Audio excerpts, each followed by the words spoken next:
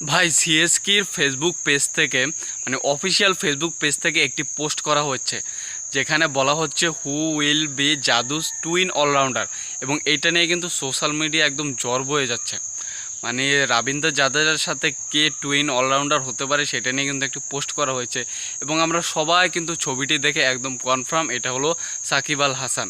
মানে সাকিব ভাইকে নিয়ে এমন একটা পোস্ট করার পরে কিন্তু এটা নিয়ে অনেক আলোচনা হচ্ছে। মানে কেন তারা এই পোস্টটা করলেন, সাকিব ভাই কি তাহলে কি 2025 আইপিএলে কিন্তু তিনি চেন্নাই সুপার কিংসের হয়ে খেলবেন? মানে এইটাই কিন্তু এখন আমাদের মনে সম্ভাবনা চলছে, আমার নিজের মনেও সম্ভাবনা চলছে যে এই পোস্টার মাধ্যমে কি সিএসকে সাকিব ভাইকে কি তাদের টিমে নিতে চাচ্ছেন। মানে এবং এই পোস্টার পর কিন্তু অধিকাংশ বাংলাদেশিরাই কিন্তু এটা নিয়ে অনেক কথা বলছে যে সাকিব ভাইকে নিয়ে এই পোস্টটা করার কারণটা কি, তারা কি এখন সাকিব ভাইকে নিতে যাচ্ছেন? মানে জাদেজার সাথে সাকিব ভাইকে টুইন অলরাউন্ডার বলা হয়েছে চেন্নাই সুপার কিংস। মানে জাদেজার সাথে সাকিব ভাইকে টুইন অলরাউন্ডারের খেতাব দেওয়া হয়েছে চেন্নাই সুপার কিংসের টিম থেকে।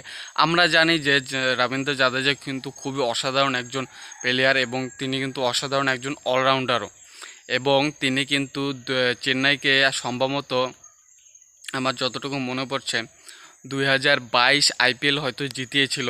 মানে যেই ম্যাচ গুজরাট জিতে 100% গুজরাট জিতে সেই ম্যাচ হাত থেকে ছিনিয়ে নিয়েছে রবীন্দ্র জাদেজা।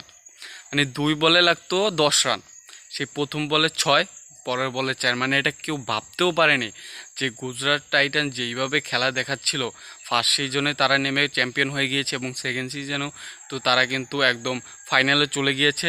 একদম সবাই কনফার্ম যে এই ম্যাচ জিতবে কারা, জিতবে হলো গুজরাট।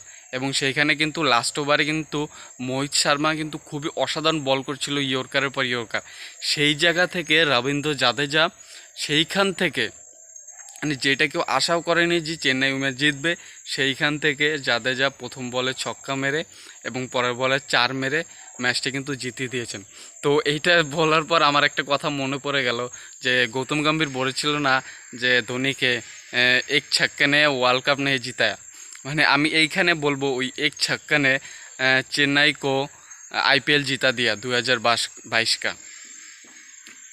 তো সেই জাদেজার সাথে সাকিব ভাইয়ের তুলনা করা হয়েছে। সাকিব ভাই কিন্তু অসাধারণ একজন প্লেয়ার, তিনিও কিন্তু অনেক ভালো পারফর্ম করে সেটা আমরা জানি, যদিও আইপিএলে তেমন ভালো কিছু করতে পারেনি, কারণ সেইখানে তাদের ওইভাবে নিয়মিত না। আচ্ছা ওই টপিক বাদ দিই, এখন মেন টপিকটা হলো যে সাকিব ভাইকে নিয়ে যেহেতু তারা এই পোস্টটা করেছেন, এবং আমরা কিন্তু অনেকগুলো পেজ থেকে কিন্তু আমরা এইসব পোস্ট দেখতে পাচ্ছি যে এর সাথে কে কারা, মানে তাদের সাথে কারা, মানে কে কে থাকবে, মানে কার সাথে টুইন, মানে এইসব কিন্তু অনেক পোস্টে আমরা দেখতে পাচ্ছি সোশ্যাল মিডিয়ার যত লিগগুলোর টিমের পেজ আছে। তো এই সম্পর্কে আপনার কি মতামত? চেন্নাই কি সাকিব ভাইকে কি অকশন থেকে কিনে নেবেন সেটা অবশ্যই কমেন্টে জানাবেন।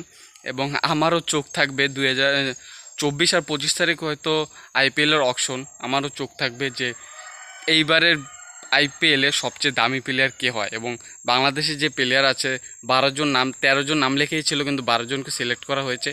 দেখা যাক এই 12 জনের ভিতর থেকে কারা আইপিএলের টিমে জায়গা করে নিতে পারে।